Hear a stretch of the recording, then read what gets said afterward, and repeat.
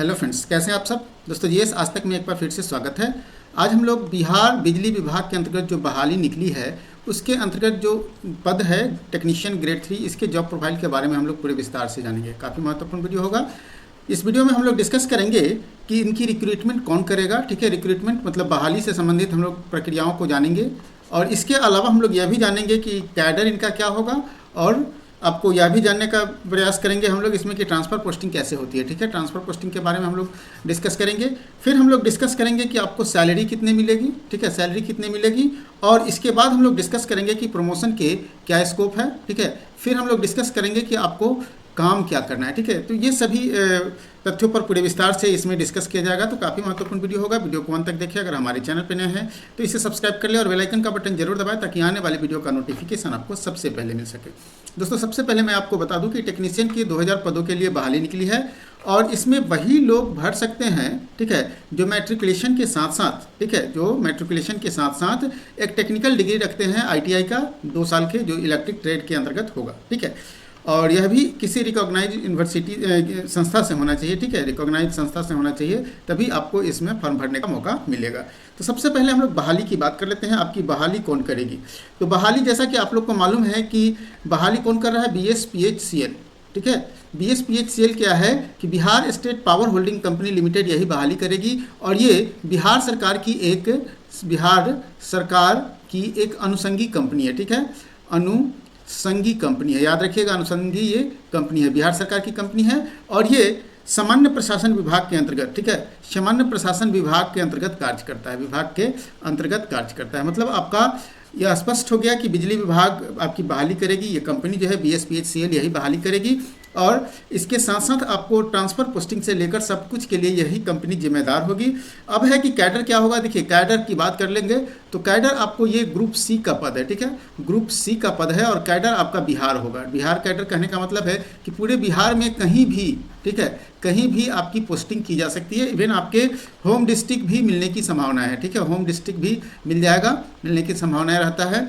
तो cadre C, group C का ये पद है, बिहार कैडर होगा। मतलब कहीं भी बिहार में आपको ये बिहार सरकार की जो BSPHCL पावर होल्डिंग कंपनी है, इसके जो अनुषंगी कंपनी है, ठीक है, 4 इसकी अनुषंगी कंपनी है, उन सभी में आपको कहीं भी ट्रांसफ़र पोस्टिंग किया जा सकता है। ठीक है, तो रिक्रूटमेंट समझ गए हैं आप, बहाली कैसे होगी ये समझ गए हैं, कैडर क्या होगा समझ गए हैं, ट्रांसफ़र पोस्टिंग कैसे होती है ये समझ गए। अब देखिए कंट्रोल कौन करेगा। तो डेफिनेट रूप से ये कंपनी जो है BSPHCL, Bihar state power holding company limited, यही आपको कंट्रोल करेगी और यही आपको वेतन भत्ते से लेकर सब चीज़ के लिए जिम्मेदार होगी। ठीक है, तो ये तथ्य समझ गए हैं आप।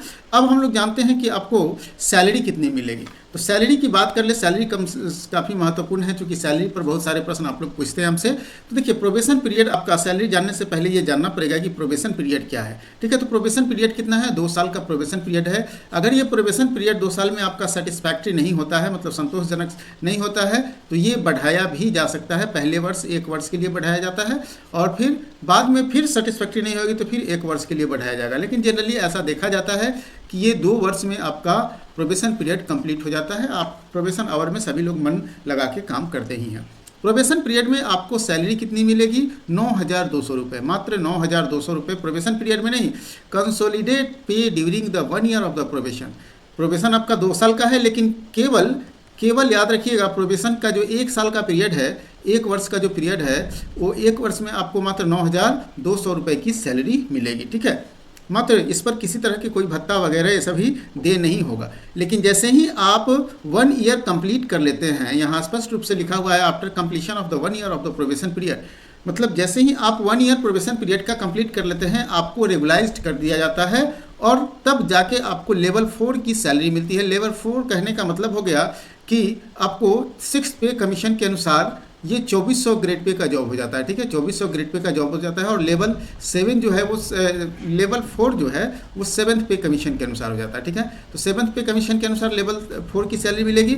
अब देखिए, सैलरी तो आपका फिक्स हो गया कि ये लेवल 4 लेवल 7 आप नहीं समझ रहे हैं, तो चलिए लेवल 4 की बात कर लेते हैं। तो लेवल 4 का जो पे बैंड होता है, ठीक है, याद रखिएगा, पे बैंड जो होता है वो 25,500 से 81,100 होता है। ठीक है, पे बैंड होता है। मतलब इसमें स्पष्ट हो गया कि बेसिक सैलरी आपका हो जाएगा 25,500 और इस 25,500 पर डियरनेस अलाउंस जो अभी 50% है और ये साल में 2 बार बढ़ता है, ठीक है। डीए जो है वो साल में 2 बार बढ़ता है।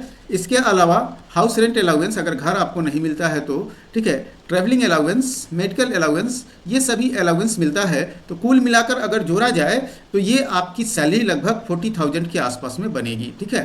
40,000 के आसपास में सैलरी बनेगी और इन हैंड सैलरी आपको 40,000 के आसपास में मिलेगी, ठीक है। तो कुल मिलाकर देखिए स्मार्ट सैलरी है। स्मार्ट सैलरी कहने का मतलब है पद के हिसाब से ठीक ठाक सैलरी है और ये परमानेंट जॉब है, ठीक है। तो यहाँ तक सैलरी में भी आपको कैलकुलेशन कर सकते हैं। सैलरी अगर कैलकुलेट करना है तो ये 25,500 आप कैलकुलेटर से कर सकते हैं। 25,500 पर आप फिर 50% डीए जोड़ दीजिए, ठीक है। उसके बाद शहर के अनुसार जो है वो आपका एचआर वैरी करेगा। अगर आवास मिल गया तो एचआर नहीं मिलेगा, अगर आवास नहीं मिला तो 8% आवास भत्ता जोड़ दीजिए।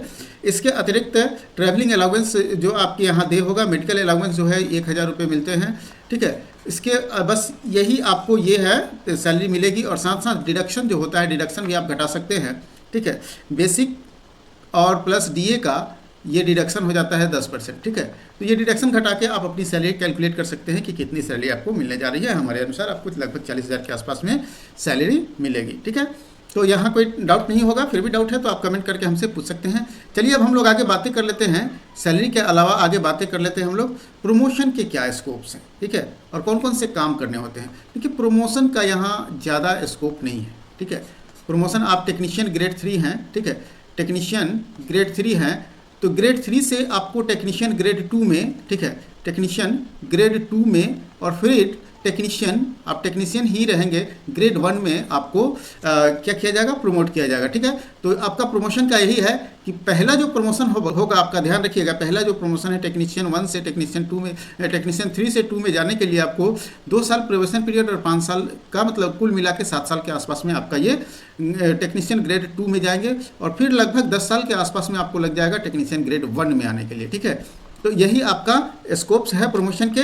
इसके अलावा आपको सैलरी इन्हांसमेंट जो है MACP और ACP के अनुसार जो सैलरी इन्हांसमेंट होता है वो समय समय पर आपका सैलरी इन्हांसमेंट होते रहेगा, ठीक है, सैलरी आपका बढ़ते रहेगा। तो कुल मिलाकर देखा जाए तो प्रमोशन के भी आपको अच्छे खासे, चूँकि आप टेक्निकल पद से जुड़े हुए हैं तो टेक्निकल पद के अनुसार जो है प्रमोशन ठीक ठाक है, इसमें कहीं से कोई डाउट नहीं है। और आपको सैलरी इन्हांसमेंट का प्रॉफिट तो मिलता ही मिलता है, साथ साथ साल में 2 बार सैलरी, आपको 2 बार DA बढ़ता है और 1 बार इंक्रीमेंट जो बेसिक सैलरी में इंक्रीमेंट होता है, तो इससे आपका सैलरी काफ़ी इन्हांसमेंट हो जाएगा।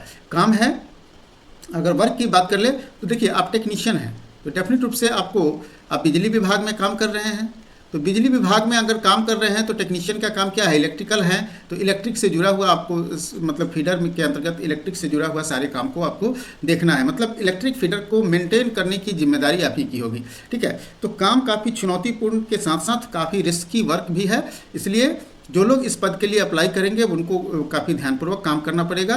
और चूंकि आपको सभी चीज़ से आप गुजर चुके होंगे तो डेफिनेट रूप से आपको जिस समय आप ITI की पढ़ाई कर रहे होंगे इन चीज़ों से गुजरे होंगे, आपको सब कुछ मालूम होगा, आप अपने अनुभव के आधार पर काम करेंगे। तो ये कुल मिलाकर इनका जॉब प्रोफाइल जो है ठीक ठाक है, अच्छा खासा जॉब है और यहाँ आपको शांतिपूर्ण जॉब करना है, किसी तरह के किसी भी बाहरी दबाव नहीं है, ठीक है।